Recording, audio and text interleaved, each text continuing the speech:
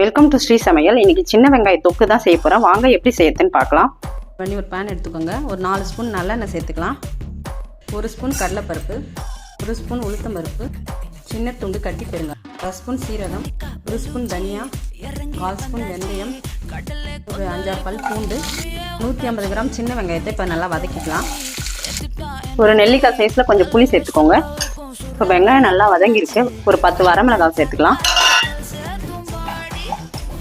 இப்போ இது நல்லா வதங்கிருக்கு. ஸ்டவ் ஆஃப் பண்ணிடலாம்.